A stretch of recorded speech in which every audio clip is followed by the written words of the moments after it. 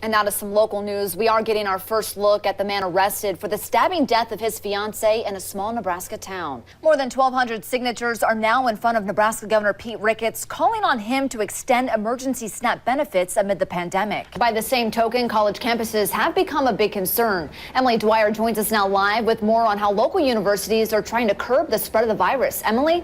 And this right here, look at how cute this little guy is. His name is Rascal, and who wouldn't want to snuggle up with this guy, right? Love letters need to make a comeback. All you guys out there, start writing love letters. All right, Rusty, thank you. We'll catch up with you in just a little bit. You know, the weather is so important for these baseball games. Just a little bit of wind can make all the difference in some of these games. New at 5, the Omaha man accused of pepper spraying inside an Old Market bar pleads not guilty. Unions and advocacy groups rallied at the state capitol this afternoon, asking lawmakers to protect the frontline workers. John Chapman has the details. This domino effect caused by the county board approving millions of dollars in CARES Act funding for the city of Omaha. Brian Mastry is live from City Hall with what this all means. Brian? Yes, I am, John. I hope you guys are enjoying that AC because it is hot and toasty out here, but that's okay. We're out here collecting food for the St. Vincent de Paul Food Pantry. It's all to help families in need, especially during this coronavirus pandemic. Today, the Henry Doorly Zoo celebrated the first birthday of their rhino, Marshall. Take a look.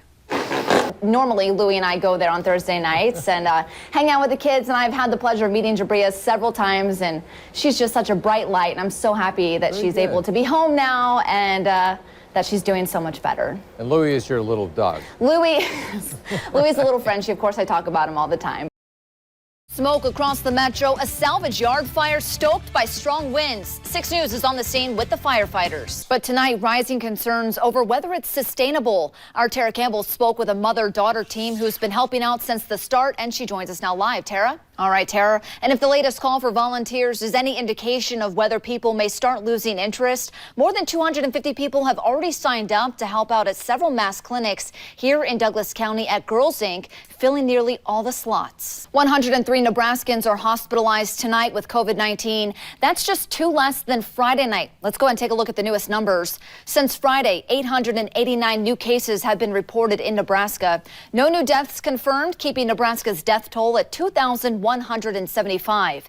In Iowa, more than 1,200 new cases have been reported since Friday. 13 new deaths also confirmed. More than 5,700 Iowans have now died from the virus. All right, David, smoke from a salvage yard fire could be seen across the metro for many hours today. Former Minneapolis police officer Derek Chauvin's trial began today. The prosecution calls Floyd's death a murder, saying Chauvin abused his powers as a police officer when he put his knee across the neck of George Floyd for about 9 minutes. The defense says illegal drugs and a heart condition killed Floyd. Chauvin is charged with second-degree unintentional murder, third-degree murder, and second-degree manslaughter. He has pleaded not guilty. The trial is expected to last for about a month. 6 News, Sharon Chen here now from the live desk with how the fallen officer was honored. All right, Sharon, new tonight, American Airlines is set to reactivate its entire fleet, including planes that have been sitting in storage because of the pandemic. In a financial disclosure today, the airline said it expects to reactivate most of its planes in the second quarter. American says ticket sales are at about 90% of pre-pandemic levels. It says the jump comes after a decline in coronavirus infection rates and an uptick in vaccine distribution. But the CDC director said today she's concerned the jump in air travel will lead to future surges.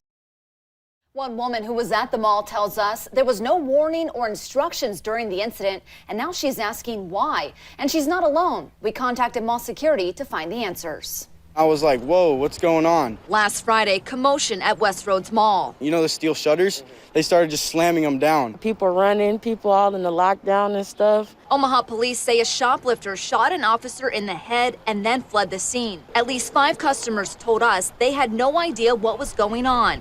They heard no alert, no announcement from inside the mall. My mom texted me and then my dad called me about it.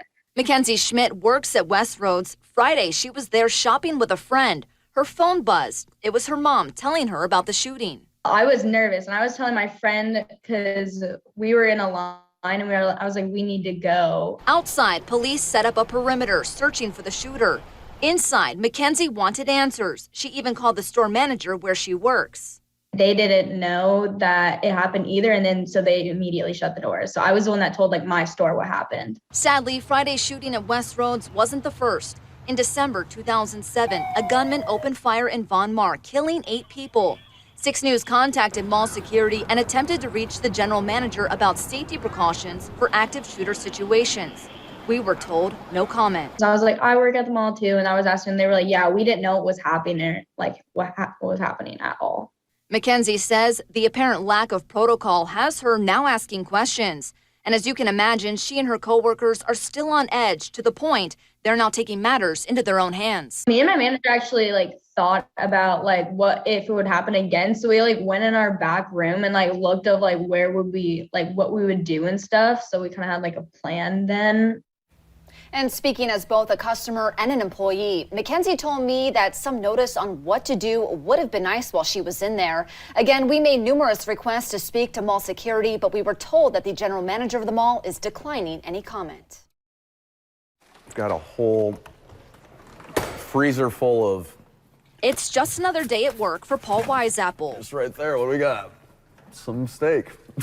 He's a part of the Fresh Start team at the Heart Ministry Center. That's why they call it Fresh Start Team, probably, because it really does feel like you're part of achieving something every day. Paul stocks food for the pantry, which helps to feed more than 600 people a month. But getting to this point hasn't been easy for him. Everything I've ever done before, trying to get back on my feet from after prison or after jail or after treatment or getting sober or whatever, was always to try to get everything back together to make everything look like it was okay. This program it kind of has a more holistic, intentional purpose behind it, which is to financially set you up, physically set you up. The goal is to help people move towards self-sufficiency and empower them to move forward. Along with the pantry, there's the job placement program, medical and dental clinics, and even social workers to help families with their finances and housing. Eric Crawford is the CEO. There's pockets of poverty all over the Omaha area, and so we have clients that come from as far west as the Valley area, people that come from western Iowa, Plattsmouth, Nebraska City. In order to serve so many people, the center is renovating its old building. When we expand our facilities, we'll expand our medical clinic to go from 3 exam rooms to 4, and our dental clinic to go from 2 dental chairs to 4 dental chairs. So we'll be able to serve a larger population or more clients as they come through. They're designing a brand new laundromat, which will create 3.5 new jobs. We'll transition people once they graduate from the Fresh Start program. We'll transition them to that laundromat for employment. More jobs mean more opportunities for people like Paul. Which, filling people's carts full of food, you feel like you go home pretty rewarded every day. You don't really feel like you didn't do something right that day, On your side in Omaha, Lauren Taylor, 6 News.